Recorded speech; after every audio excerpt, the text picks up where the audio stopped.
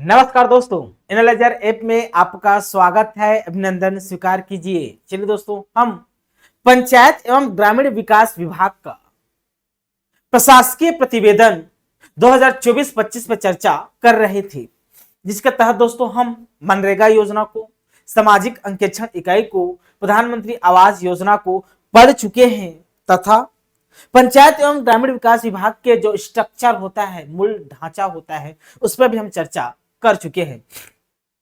आज हम एक नई योजना को पढ़ने वाले हैं। प्रशासकीय प्रतिवेदन के अनुसार योजना क्या, ये एक मिशन है दोस्तों।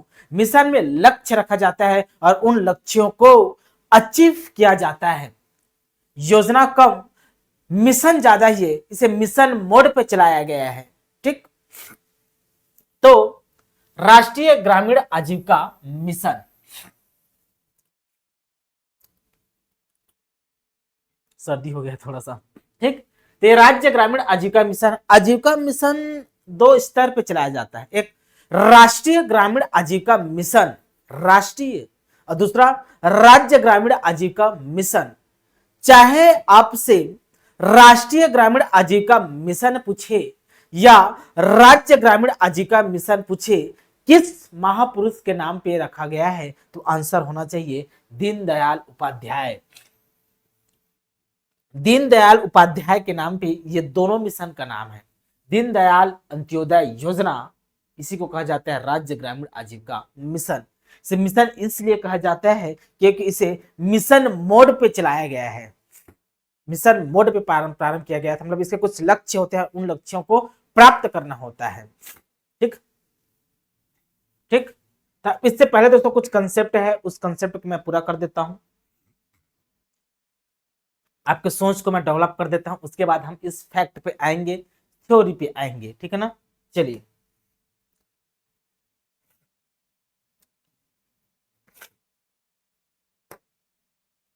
देखिए,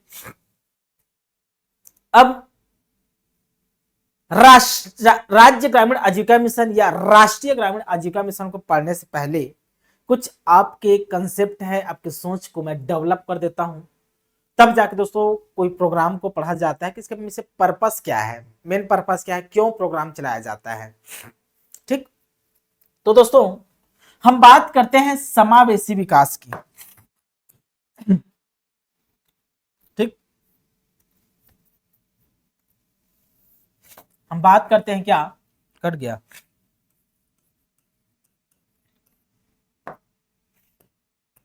समावेशी विकास की। बहुत ही चर्चा का शब्द है, बार बार सुनते होंगे कि नरेंद्र मोदी जी बोलते हैं कि समावेशी विकास की बात करते हैं, सबका साथ सबका विकास की बात करते हैं। ठीक है, मतलब कुल मिलाकर समावेशी विकास। अब ये समावेशी विकास को हमको अचीव करना है, ये समावेशी विकास को हमको अचीव करना है, तो बात हम समावेशन की करेंगे, बात हम समावेशन की करेंगे, समावेशन की करेंगे।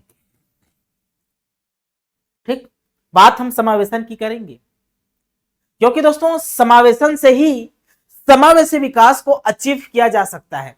बिना समावेशन के हम समावेशी विकास को प्राप्त नहीं कर सकते। यदि समावेशी विकास चाहिए तो समावेशन का कंसेप्ट को समझना होगा। समावेशन समावेशन प्राप्त करना है दोस्तों, हमारे देश में जीडीपी का आकार बड़ा होना चाहिए, जीडीपी में वृद्धि होना चाहिए। जीडीपी में वृद्धि होगा तो आर्थिक समृद्धि होगा, और आर्थिक समृद्धि के बाद ही आर्थिक विकास होता है। ठीक, आर्थिक समृद्धि के बाद ही आर्थिक विकास होता है। यदि आर्थिक विकास होता है तब हम समावेशन के कंसेप्ट की या समावेशन की विचारधारा को डेवलप कर सकते हैं, समावेशन की वकालत कर सकते हैं। समावेशन दो प्रकार के होते हैं, एक सामाजिक समावेशन, सामाजिक समावेशन होता है, और दूसरा मेरे प्यारे बच्चों वित्तीय समावेशन होता है जी, वित्तीय समावेशन,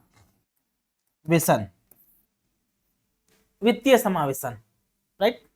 मैं बात कर रहा हूं सामाजिक समावेशन की। सामाजिक समावेशन, हमारे समाज अपने आप में एक बहुत बड़ी अवधारणा है, एक व्यापक अवधारणा होता है। समाज किसी जाति का नहीं होता। अब जिस समाज की बात करते हैं वास्तव में दोस्तों वो समुदाय है, समाज नहीं है। समाज एक व्यापक अवधारणा होता है। आप समाज के हिस्सा है, जिसमें इस समाज से आता हूं तो वास्तव में वो समाज नहीं होता, वो समुदाय होता है। राइट। तो हमारे समाज में कुछ वीकर सेक्शन है, कुछ कमजोर वर्ग हैं। आर्थिक रूप से, सामाजिक रूप से, भौतिक रूप से कमजोर वर्ग पाए जाते हैं हमारे समाज में। एससी, एसटी, ओबीसी हमारे समाज के वीकर सेक्शन हैं। महिला हमारे समाज के वीकर सेक्शन हैं। कौन? तो महिला। ठीक। एससी, एसटी, ओबीसी हमारे समाज के वीकर सेक्शन है। दिव्यांगजन हमारे समाज के वीकर सेक्शन है। भूमिहीन किसान की मैं बात करूं तो समाज से पिछड़े हुए हैं। भूमिहीन किसान यह समाज से पिछड़े हुए हैं। अब इनको, हमारे समाज के महिला वर्ग को, एससी, एसटी, ओबीसी वर्ग को, दिव्यांग जन को, भूमिहीन किसानों को समाज के मुख्य धारा में खींच के लाना होगा, समाज के मुख्य धारा में शामिल करना होगा, विकास के मुख्य धारा में शामिल करना होगा। तब जाके कह सकते हैं कि सामाजिक समावेशन हो रहा है। सामाजिक समावेशन होगा तो समावेशी विकास होगा।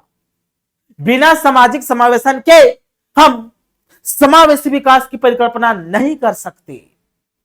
राइट। समझ में आ रहा है ना? तो इन वर्गों को विकास की मुख्य धारा में शामिल करना होगा। अब इन वर्गों को मेरे प्यारे बच्चों, जो हमारे समाज के कमजोर वर्ग हैं, ये आर्थिक रूप से कमजोर हैं, भौतिक रूप से कमजोर हैं, सामाजिक रूप से कमजोर हैं, इसे समाज के मुख्य धारा में शामिल करने की जरूरत है। इसे समाज की मुख्य धारा में शामिल करेंगे तो समावेशी विकास होगा। समावेशी विकास होगा दोस्तों तो हमारी ग्रामीण विकास होगा। ग्रामीण विकास होगा तो देश का विकास होगा। राइट। समझ में आ रहा है ना? ठीक। अब इसे समाज के मुख्य धारा में या विकास की मुख्य धारा में इसे शामिल करेंगे ग्रामीण विकास के लिए, तभी तो ग्रामीण विकास होगा ना। इसे विकास की मुख्य धारा में शामिल करना होगा। जब इसे विकास की मुख्य धारा में शामिल करना होगा, इसके हाथों में रोजगार देना होगा, इसे आर्थिक रूप से सशक्त करना होगा।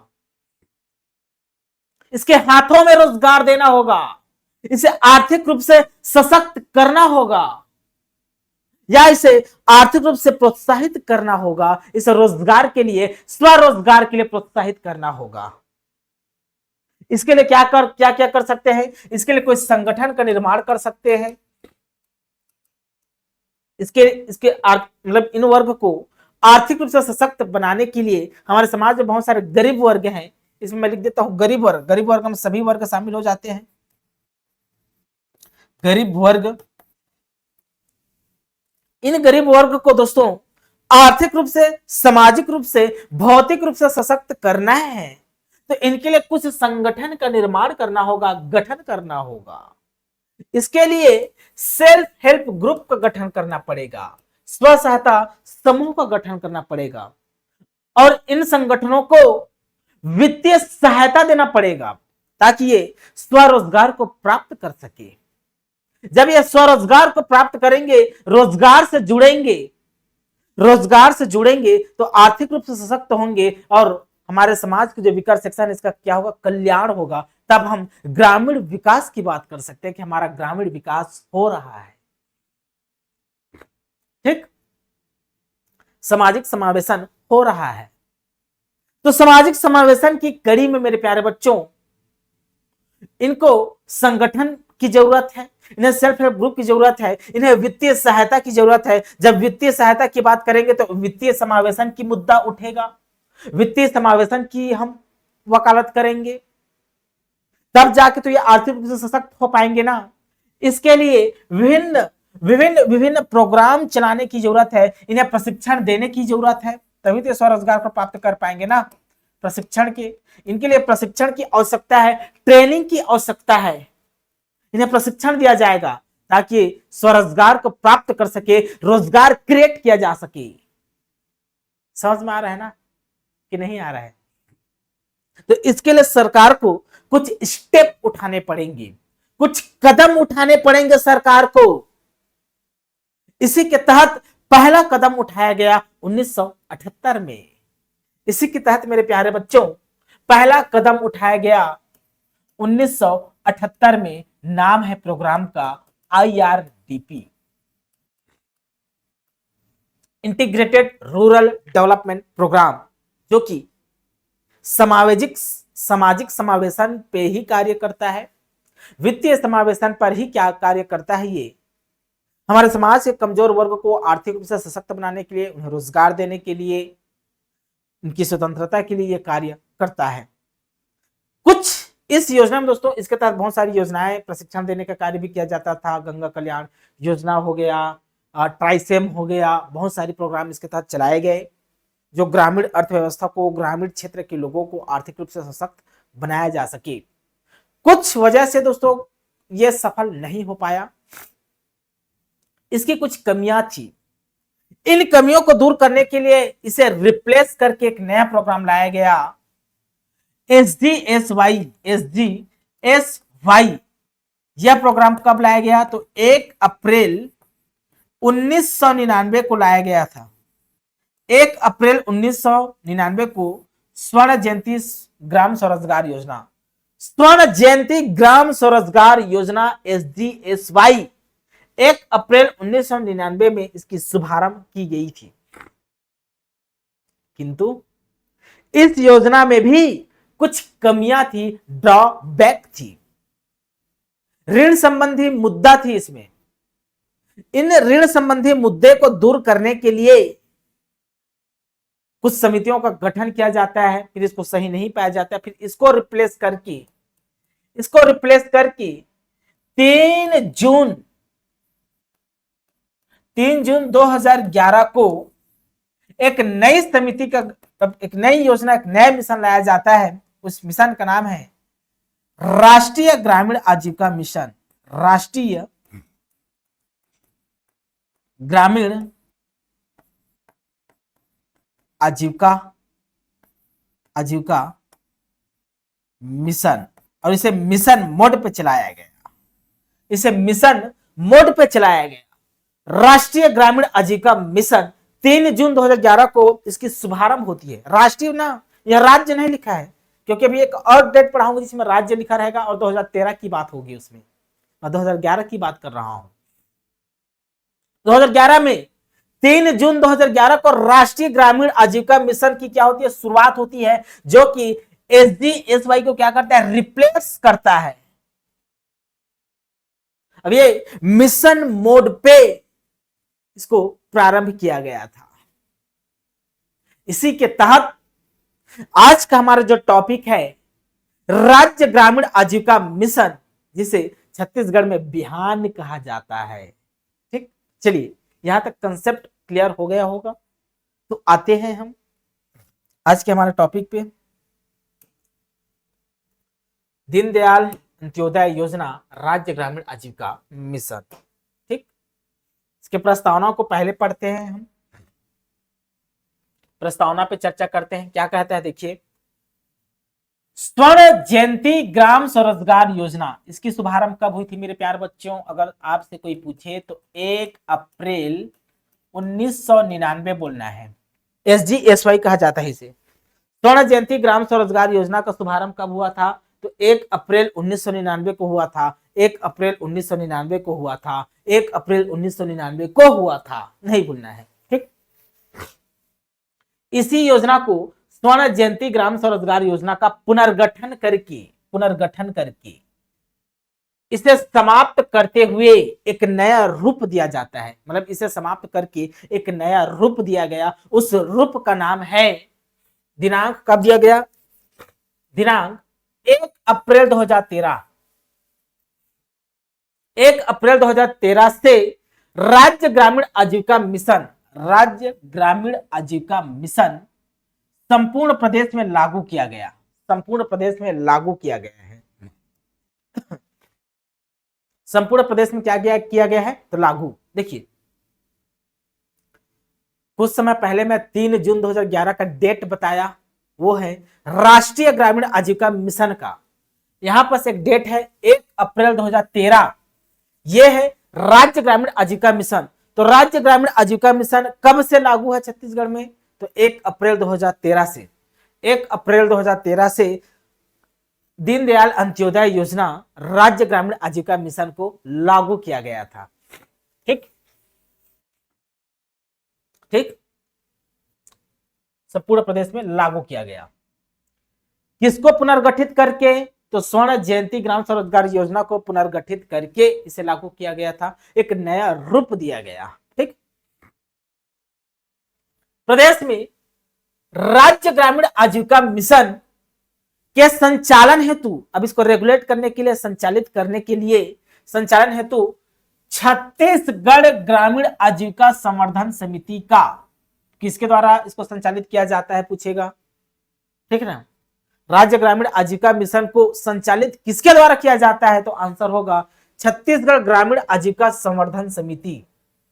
छत्तीसगढ़ ग्रामीण आजीविका संवर्धन समिति के द्वारा संचालित किया जाता है। तो इस समिति का कोई रजिस्ट्रेशन तो होगा ना, इस समिति का पंजीयन कराना तो होगा ना। तो इस समिति का पंजीयन कब हुआ था, तो दिनांक 1 जून 2011 को। लागू होने से पहले 1 जून 2011 को इस समिति का रजिस्ट्रेशन करा दिया गया था, पंजीयन हो चुका था। ठीक, सर्दी है तो मजा नहीं आ रहा थोड़ा। ठीक, पंजीयन दिनांक 1/6/2011 को कराया गया था। इसका पंजीयन किसका, तो छत्तीसगढ़ ग्रामीण आजीविका संवर्धन समिति का रजिस्ट्रेशन हुआ था। ठीक, अब राज्य ग्रामीण आजीविका मिशन को राज्य में दोस्तों बिहान के नाम से जाना जाता है जी। बिहान मतलब होता है सुबह, छत्तीसगढ़ी में बिहान सुबह को बोलते हैं। ठीक, तो बिहान नाम दिया गया है। तो राज्य ग्रामीण आजीविका मिशन को छत्तीसगढ़ में क्या नाम से जाना जाता है, अगर कोई आपसे पूछे तो बिहान नाम से जाना जाता है, नहीं भूलना है इसको, बिहान को। ठीक, बिहान नाम से जाना जाता है। राष्ट्रीय ग्रामीण आजीविका मिशन का उद्देश्य, अब हम बात कर रहे हैं राष्ट्रीय ग्रामीण, राष्ट्रीय ग्रामीण आजीविका मिशन। अब राष्ट्रीय ग्रामीण आजीविका मिशन, इसका शुभारंभ कब हुआ था, अगर आपसे पूछे मेरे प्यारे बच्चों, तभी हम डिस्कस किए। इसका शुभारंभ 3 जून 2011 को हुआ था। राष्ट्रीय ग्रामीण आजीविका मिशन का शुभारंभ 3 जून 2011 को हुआ था। तो इस मिशन का, राष्ट्रीय ग्रामीण आजीविका मिशन के कुछ पर्पस है, कुछ उद्देश्य है। क्या उद्देश्य है, का उद्देश्य विभिन्न प्रकार के स्वरोजगार के अवसरों का सृजन कर, विभिन्न प्रकार के स्वरोजगार, अब विभिन्न प्रकार, सिलाई कढ़ाई हो गया, चमड़े का निर्माण हो गया, जूते का निर्माण हो गया, मतलब छोटे स्तर पे विभिन्न प्रकार के स्वरोजगार, कारपेंटर हो गया, ठीक है, ग्रामोद्योग से संबंधित कोई भी कढ़ाई बुनाई सिलाई कुछ भी, तो विभिन्न प्रकार के स्वरोजगार के अवसरों का सृजन कर, स्वरोजगार के अवसरों, इसका मेन पर्पस है राष्ट्रीय ग्रामीण आजीविका मिशन का, कि भाई विभिन्न क्षेत्र में, बहुत सारे क्षेत्र होते हैं, जैसे मैन्युफैक्चरिंग का क्षेत्र हो गया, सेवा का क्षेत्र हो गया, तो विभिन्न क्षेत्र में ना स्वरोजगार, स्वयं के रोजगार के अवसर का सृजन करना। अब स्वयं के रोजगार के अवसर सृजन करेंगे तो इसके लिए प्रशिक्षण की आवश्यकता होती है, ट्रेनिंग की आवश्यकता होती है जी। ठीक, सृजन कर ग्रामीण परिवारों की गरीबी दूर करना है। ठीक, तो ग्रामीण परिवारों की गरीबी को दूर करना है स्वरोजगार के अवसर सुनिश्चित करके। ठीक है ना। राष्ट्रीय ग्रामीण आजीविका मिशन के अंतर्गत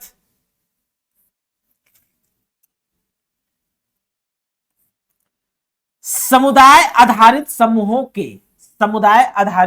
के लिए सूक्ष्म उद्यमों का विकास तथा ग्रामीण गरीब परिवारों को रोजगार उपलब्ध कराया जाना शामिल है। समुदाय आधारित समूहों के लिए दोस्तों सूक्ष्म उद्यमों का विकास करना होगा। ग्रामीण गरीबी को अगर दूर करना है दोस्तों तो सूक्ष्म उद्यमों का विकास करना होगा, ठीक, तथा ग्रामीण गरीब परिवारों को रोजगार उपलब्ध कराया जाना शामिल है। भाई ग्रामीण गरीब परिवार को रोजगार उपलब्ध कराना होगा ना, ठीक। राष्ट्रीय ग्रामीण आजीविका मिशन के उद्देश्य की पूर्ति में, अब जो राष्ट्रीय ग्रामीण आजीविका मिशन उसके उद्देश्य की पूर्ति में ना, उसके जो उद्देश्य है उस उद्देश्य की पूर्ति में सार्वभौमिक सामाजिक संगठनीकरण, पहला याद रखना, सार्वभौमिक सामाजिक संगठनीकरण, सामुदायिक संस्थानों का निर्माण करना होगा। दूसरा सामुदायिक संस्थानों का निर्माण, पहला क्या है, सार्वभौमिक सामाजिक संगठनीकरण करना होगा। दूसरा सामुदायिक संस्थाओं का निर्माण। तीसरा समूहों के संघ का निर्माण करना होगा, जिसे सेल्फ हेल्प ग्रुप भी कह सकते हैं। तीसरा समूहों के संघ का निर्माण करना होगा। प्रशिक्षण एवं कौशल उन्नयन पे कार्य करना होगा, प्रशिक्षण देना होगा, स्किल का विकास करना होगा, कौशल का उन्नयन करना होगा। तो प्रशिक्षण एवं कौशल उन्नयन चौथा, ठीक। वित्तीय समावेशन की बात करनी होगी, हमें वित्तीय समावेशन की बात करनी होगी। पांचवा बाजार एवं अधोसंरचना उपलब्ध कराना, बाजार एवं अधोसंरचना क्या करना, उपलब्ध कराना। छठवा इत्यादि कार्य शामिल है। अब दोस्तों जो राष्ट्रीय ग्रामीण आजीविका मिशन के उद्देश्य को पूरा करना है, उसके पर्पस को पूरा करना है, तो हमें क्या क्या करना होगा, तब जाके हम समावेशी विकास को प्राप्त कर सकते हैं, ग्रामीण गरीब परिवार को आर्थिक रूप से सशक्त बना सकते हैं। तो क्या क्या करना होगा, तो पहली बात कहता है सार्वभौमिक सामाजिक संगठनीकरण ढांचा का निर्माण करना होगा। दूसरी बात कहता है कि सामुदायिक संस्थाओं का निर्माण करना होगा। तीसरी बात कहता है समूहों के संघ का निर्माण करना होगा। चौथी बात कहता है कि भाई निर्माण तो करेंगे लेकिन इसके साथ साथ प्रशिक्षण एवं कौशल का उन्नयन करना होगा, विकास करना होगा, ट्रेनिंग देने की आवश्यकता है, प्रशिक्षण स्किल्ड को मजबूत करने की आवश्यकता है, तब तो स्वरोजगार पाएंगे ना। वित्तीय समावेशन करने की जरूरत है, मतलब बैंकिंग सुविधा का लाभ समाज के सभी वर्ग तक पहुंचाना होगा, सभी क्षेत्र में पहुंचाना होगा, ठीक। बाजार एवं अधोसंरचना उपलब्ध कराना होगा, इत्यादि कार्य शामिल है, ठीक। यहां तक समझ में आ गया होगा। अब देखिए वर्तमान में प्रदेश के सभी विकासखंड, कितने विकासखंड है, 146। वर्तमान में प्रदेश के सभी विकासखंड 146 विकासखंड हैं। विकासखंड सघन विकासखंड के रूप में चिन्हांकित है, सघन विकासखंड के रूप में चिन्हांकित है। 146 विकासखंड सघन विकासखंड के रूप में चिन्हांकित किया गया है, जहां सघन रूप से कार्य किए जा रहे हैं, मतलब जहां सघन रूप से दोस्तों राज्य ग्रामीण आजीविका मिशन को पे कार्य किए जा रहे हैं, ठीक। जी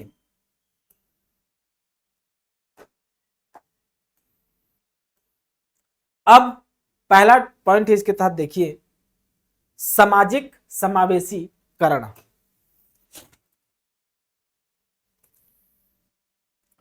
सामाजिक समावेशीकरण पे हम चर्चा करते हैं।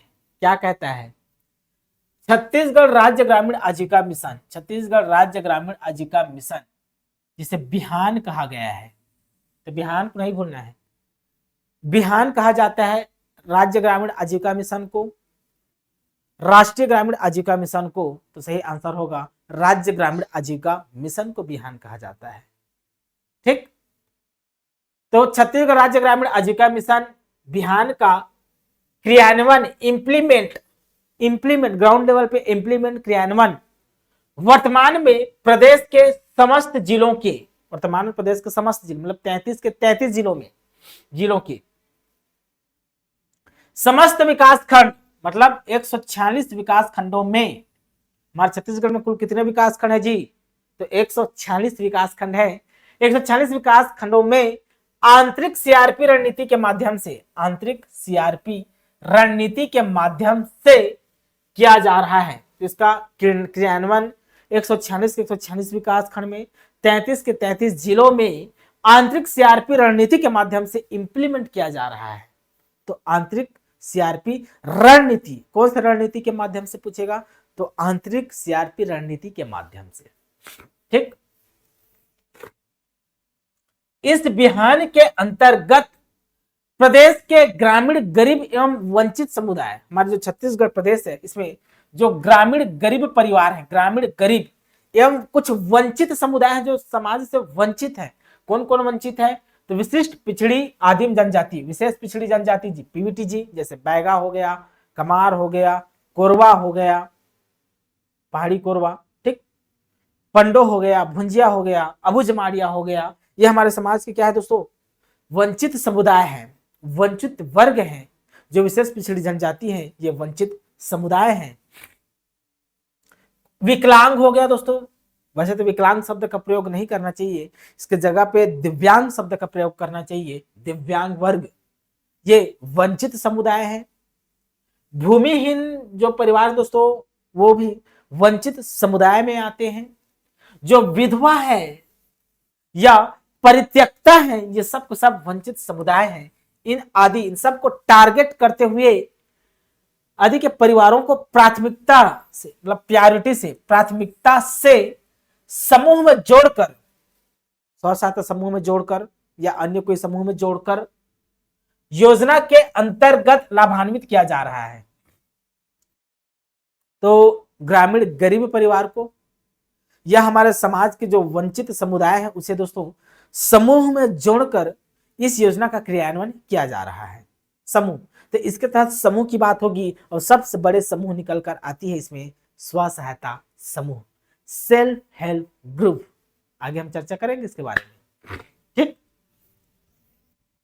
प्रदेश में कुल एनआरएलएम, प्रदेश में कुल एनआरएलएम नेशनल, ठीक ना, एनआरएलएम राष्ट्रीय ग्रामीण, नेशनल रूरल राष्ट्रीय ग्रामीण आजीविका मिशन, प्रदेश में कुल राष्ट्रीय ग्रामीण आजीविका मिशन, थोड़ा अच्छे से लिख देता हूं उसको, प्रदेश में कुल राष्ट्रीय ग्रामीण आजीविका मिशन लक्षित परिवार कितने हैं पूछेगा।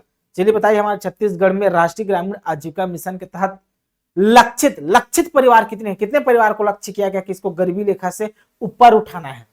छत्तीसगढ़ के कितने परिवार हैं जिसे राष्ट्रीय ग्रामीण आजीविका मिशन के तहत गरीबी रेखा से ऊपर उठाना है, कितने परिवार है कुल लक्षित, कितने परिवार को लक्ष्य किया गया है, टारगेट किया गया है, तो आंसर होगा 31,93,288, 31,93,288 परिवारों को लक्षित किया गया है कि इन परिवारों को गरीबी रेखा से ऊपर उठाना है, लक्ष्य रखा गया है राष्ट्रीय ग्रामीण आजीविका मिशन के तहत, राइट। अब 31,93,288 परिवार में से 29,01,803 गरीब परिवार की महिलाओं को 2,74,407 स्व सहायता समूहों से जोड़ा गया है,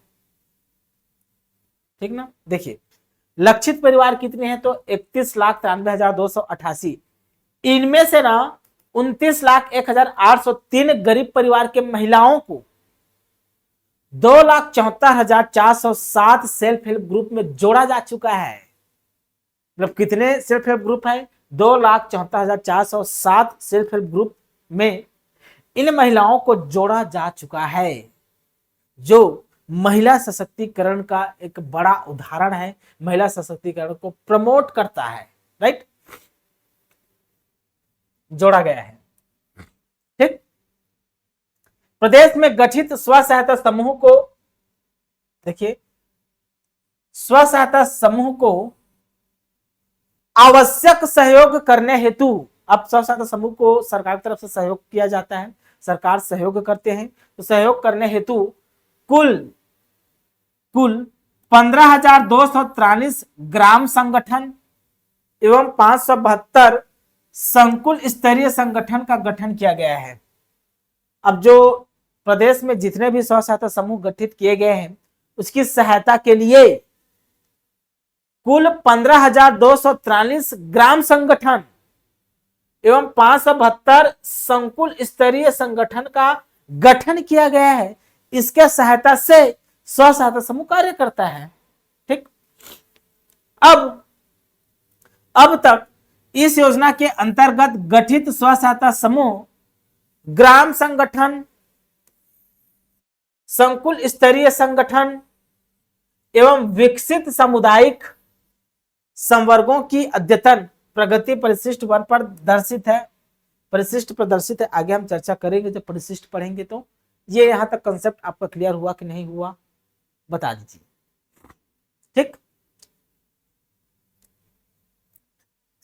ठीक, आगे बढ़ते हैं।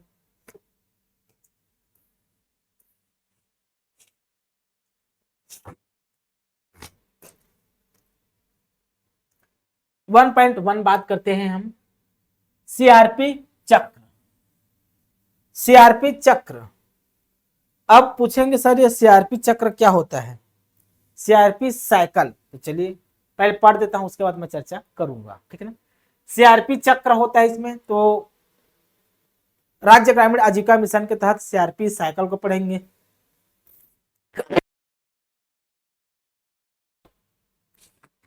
ठीक, देखिए प्रत्येक सीआरपी दल में, अब एक प्रकार का दल है जो साइकिल रूप में चलता है ना, एक चक्र एक साइकिल। तो प्रत्येक सीआरपी दल में 4 सदस्य होते हैं। आपसे पूछा जाएगा प्रत्येक सीआरपी दल में कितने सदस्य होते हैं, मेंबर होते हैं, व्यक्ति होते हैं, तो 4 सदस्य होते हैं।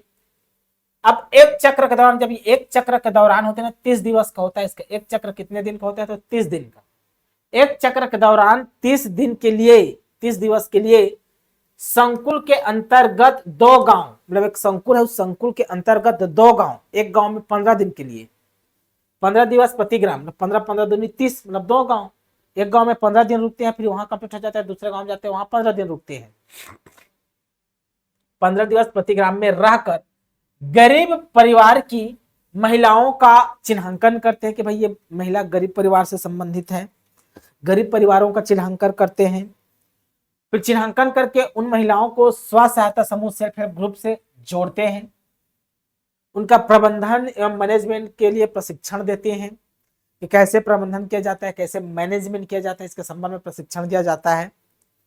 ठीक, जो पुरानी स्व सहायता समूह है, साथ ही उस ग्राम में दोस्तों यदि कोई पुराने स्व सहायता समूह है, उसको एनआरएलएम राष्ट्रीय ग्रामीण आजीविका मिशन के दायरे में लाने हेतु 11 सूत्र के पालन के लिए प्रोत्साहित करते हैं। 11 सूत्र जिसमें बचत से संबंधित होता है ये सब, तो 11 सूत्र के पालन के लिए प्रोत्साहित करते हैं। ठीक, ये है आपका सीआरपी चक्र। सर बार बार सीआरपी बोलो, सीआरपी क्या होता है? सीआरपी क्या होता है पूछेंगे आप, सीआरपी क्या होता है? ठीक, सीआरपी साइकिल की बात करूं, सीआरपी चक्र मतलब सीआरपी साइकिल। अब सीआरपी का आपसे कोई फुल नेम पूछेगा, फुल नेम पूछेगा, तो फुल नेम क्या लिख सकते हैं हम? देखिए community resource person, community resource person होता है ये, कम्युनिटी रिसोर्स पर्सन होता है, इसी का साइकिल होता है। जाने वाला साइकिल नहीं ना बता रहा हूं अभी। सीआरपी साइकिल को समझते हैं। कम्युनिटी रिसोर्स पर्सन होता है एक, ये ना कम्युनिटी रिसोर्स पर्सन सीआरपी, ये एक प्रकार का टीम है, एक प्रकार का टीम है जी, टीम, एक प्रकार का क्या है, ये टीम है। ठीक, इसमें 4 सदस्य होते हैं, इसमें 4 सदस्य होते हैं, सदस्य होते हैं। इसमें कितने सदस्य होते हैं, तो 4 सदस्य होते हैं। ये एक चक्र में 30 दिन तक, अब इसका एक चक्र तभी तो साइकिल ऑफ सीआरपी चक्र है, तो एक चक्र में, एक चक्र 30 दिन का होता है। एक चक्र कितने दिन का होता है, 30 दिन का, 30 दिन का। अब ये एक चक्र 30 दिन का होता है ना, इसमें क्या करते हैं, 2 गांव, गांव 1 2 गांव जाते हैं, वहां रहते हैं 15-15 दिन के लिए, गांव 1 गांव 2, तो अधिकतम 2 गांव ना, एक चक्र में अधिकतम, एक चक्र 30 दिन का होता है, उसमें अधिकतम 2 गांव में जाएंगे, 15 दिन यहां रहेंगे, प्रति गांव 15 दिन लिखा हुआ है, 15 दिन यहां रहेंगे, ठीक, और 15 दिन यहां रहेंगे। ये टीम जाएंगे ना, ये टीम जाती है, टीम है, 4 सदस्यों का टीम है। ठीक, गांव 1 में गए 15 दिन रहे, उसके बाद गांव 2 में गए 15 दिन रहे, तो 30 दिन में 2 गांव जाना रहता है, एक संकुल स्तर के अंदर जितने भी गांव होते हैं उसमें से। ठीक, मान लो गांव 1 में गए 15 दिन यहां रहे, व्यतीत किए, खाए पिए मौज किए और आगे, ऐसा नहीं है। ये टीम यहां पहुंचती है, यहाँ गरीब परिवार की महिलाओं का चिन्हांकन करती है, तो भाई गरीब परिवार कौन कौन है, उसमें महिला कौन कौन से है, तो गरीब परिवार के महिलाओं का चिन्हांकन करती है। चिन्हांकन करने के बाद उसे स्व सहायता समूह से जोड़ने के लिए प्रेरित करता है, उसे सेल्फ हेल्प ग्रुप में जोड़ने के लिए प्रेरित करता है, ताकि आर्थिक रूप से उस महिला को सशक्त बनाया जा सके। ठीक ठीक, उसके बाद दोस्तों वहां उस गांव में समूह के प्रबंधन रिकॉर्ड के लिए प्रशिक्षण देते हैं। समूह का प्रबंधन कैसे किया जाएगा, इसके लिए ना प्रशिक्षण दिया जाता है, ट्रेनिंग दिया जाता है, ताकि अच्छे से समूह को संचालित किया जा सके। मान लो पता चला इस ग्राम में, गांव 1 में है, पता चला कि यहाँ कोई पुराना स्व सहायता समूह है, पुराना सेल्फ हेल्प ग्रुप है, ये पुराना सेल्फ हेल्प ग्रुप को क्या करती है, इन पुराने सेल्फ हेल्प ग्रुप को 11 सूत्र पालन करने के लिए कहती है, 11 सूत्र पालन करने के लिए प्रोत्साहित करती है, प्रेरित करती है। 11 सूत्र बचत निवेश से संबंधित होता है, कैसे बचत किया जाना है, मैनेजमेंट कैसे किया जाना है, उससे संबंधित होता है। ठीक ठीक है ना, यहां तक समझ में आगे होगा सीआरपी साइकिल के बारे में आप। ठीक, चलिए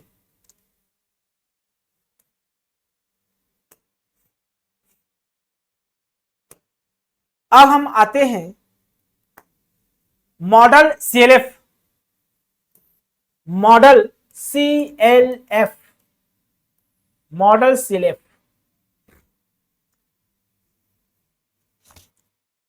मॉडल सीएलएफ के बारे में चर्चा करेंगे अब। चलिए, मॉडल सीएलएफ क्या होता है, प्रदेश के अंतर्गत, मतलब छत्तीसगढ़ प्रदेश के अंतर्गत 253 संकुल स्तरीय संगठनों को, मतलब छत्तीसगढ़ में 253 संकुल स्तरीय संगठन को मॉडल संकुल स्तरीय संगठन, मॉडल संकुल स्तरीय संगठन के रूप में विकसित किए जाने हेतु, के रूप में विकसित किए जाने हेतु कार्य किया जा रहा है।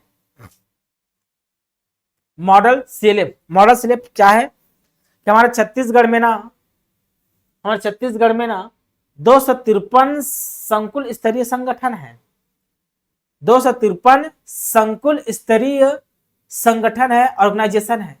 इन 253 संकुल स्तरीय संगठन को मॉडल शब्द जुड़ा है, मॉडल सामने, मॉडल संकुल स्तरीय संगठन, क्लस्टर लेवल फेडरेशन, समझ में आ रहा है ना, संकुल स्तरीय संगठन के रूप में विकसित किए जाने हेतु कार्य किया जा रहा है मॉडल सीएलएफ के द्वारा।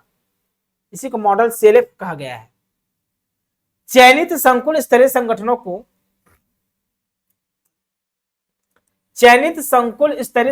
को समुदाय द्वारा संचालित एवं प्रबंधित बनाए जाने हेतु इन संगठनों के पदाधिकारियों, अब जो चयनित संकुल स्तरीय संगठन है इसको अच्छे से संचालित करने के लिए, मैनेजमेंट करने के लिए इसके जो पदाधिकारी एवं सदस्य होते हैं, इस संगठन के जो पदाधिकारी हैं या सदस्य हैं, पदाधिकारी एवं संवर्गों को SOP standard operational procedure, SOP standard operational procedures पर प्रशिक्षित किया जाता है, प्रशिक्षित ट्रेनिंग की दिया जाता है ताकि इस संगठन का संचालन या मैनेजमेंट अच्छे से हो सके।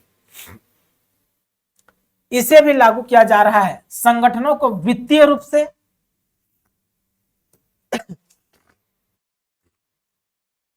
अब 253 संकुल स्तरीय संगठन हैं, उन संगठनों को मॉडल संकुल स्तरीय संगठन के रूप में डेवलप किया गया।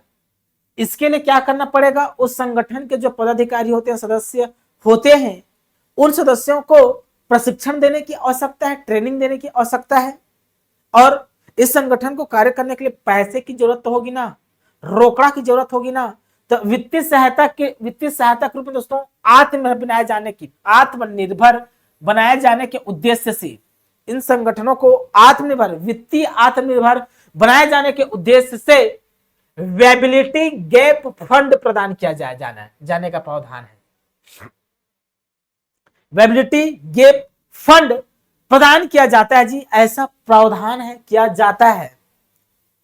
अब इस फंड में ना, वेबिलिटी गैप फंड में, इसके तहत तीन किस्तों में अधिकतम राशि 20 लाख रुपए प्रदान किया जाना है। अधिकतम राशि इस वेबिलिटी गैप फंड में अधिकतम कितना प्रदान किया जाना है, तो 20 लाख। कितने किस्तों में, तो 3 किस्तों में, याद रखना है 3 किस्तों में। अधिकतम ना 20 लाख से ज्यादा नहीं होगा, 20 लाख से कम हो सकता है 15 लाख दे दे, 10 लाख दे दे, 5 लाख दे दे, ठीक ना, लेकिन 3 किस्तों में देगा। ठीक, इस राशि का उपयोग संगठनों के द्वारा, अब जो 20 लाख आए हैं, 15 लाख जो भी आए हैं 3 किस्त में, किसमें आते हैं पैसा, तो वेबिलिटी गैप फंड का गठन किया गया है, उस फंड में पैसा आता है 3 किस्तों में। इस राशि का उपयोग भी किया जाएगा। इस राशि का उपयोग संगठनों द्वारा सदस्यों की वित्तीय आवश्यकताओं की पूर्ति, अब इस संगठन में जो सदस्य है उसको वित्तीय आवश्यकता होगी कि भी पैसे की जरूरत पड़ेगी, ऋण लेना चाहेंगे तो ऋण ले सकते हैं, तो वित्तीय आवश्यकताओं की पूर्ति एवं आजीविका गतिविधि हेतु ऋण के रूप में संबंधित स्व सहायता समूह के माध्यम से प्रदान किया जा रहा है। मतलब इस संगठन के ना, संकुल स्तरीय संगठन के एक वेबिलिटी गैप फंड है जिसमें अधिकतम 20 लाख रुपए पैसा आता है। अब इस संगठन के लोग उस पैसा को उपयोग कैसे करते हैं, तो स्व सहायता समूह के माध्यम से यदि कोई सदस्य को पैसे की जरूरत है अपनी आजीविका की गतिविधि चलाने के लिए या अन्य किसी कार्य के लिए पैसे की जरूरत है तो उसको प्रदान करते हैं, प्रदान किया जाता है। सामुदायिक संगठनों के पदाधिकारियों, सामुदायिक संवर्गों एवं सदस्यों के प्रशिक्षण व क्षमता वर्धन हेतु, अब ये जो संगठन है, इस संगठन के जो पदाधिकारी हैं, सामुदायिक संवर्ग हैं, सदस्य हैं, इसको प्रशिक्षण हेतु या इसके क्षमता में वृद्धि करने के लिए छत्तीसगढ़ के 7 जिलों जैसे रायपुर हो गया, एक रायपुर जिला हो गया, राजनांदगांव जिला हो गया, सरगुजा जिला हो गया, धमतरी जिला हो गया, कांकेर हो गया, कोंडागांव हो गया एवं बस्तर में हो गया में समुदाय प्रबंधित प्रशिक्षण संस्थान स्थापित किया गया है। तो ये क्वेश्चन, समुदाय प्रबंधित प्रशिक्षण संस्थान कहाँ स्थापित किया गया है, तो छत्तीसगढ़ के 7 जिलों में। समुदाय प्रबंधित प्रबंधन संस्थान, समुदाय प्रबंधित प्रशिक्षण संस्थान, समुदाय प्रबंधित प्रशिक्षण संस्थान इन संकुल स्तरीय संगठन के सदस्यों को, पदाधिकारियों को प्रशिक्षण देने के लिए छत्तीसगढ़ के 7 जिलों में स्थापना किया गया है। छत्तीसगढ़ के 7 जिलों में स्थापना किया गया है जी। ठीक ठीक, यहां तक समझ में आ गया होगा, राइट। आगे बढ़ते हैं। तीसरा देखिए,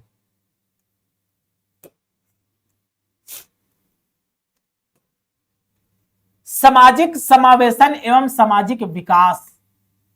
सामाजिक समावेशन एवं सामाजिक विकास, इसके लिए क्या किया जा रहा है? देखिए, इसका अल्टीमेट गोल है समावेशी विकास। सामाजिक समावेशन करना अल्टीमेट गोल है, लेकिन सामाजिक समावेशन और सामाजिक विकास के संदर्भ में क्या कहा गया है, इसको देखते हैं। ठीक, ये अपने आप में बहुत बड़ा टॉपिक है दोस्तों। कल हम यहीं से शुरुआत करेंगे, क्योंकि इसमें कुछ आंकड़े निकल के आएंगे, तो उन आंकड़ों का विश्लेषण करना होगा। तो कल हम सामाजिक समावेशन एवं सामाजिक विकास SISD पे चर्चा करेंगे। अभी के लिए बहुत बहुत धन्यवाद। Thank you.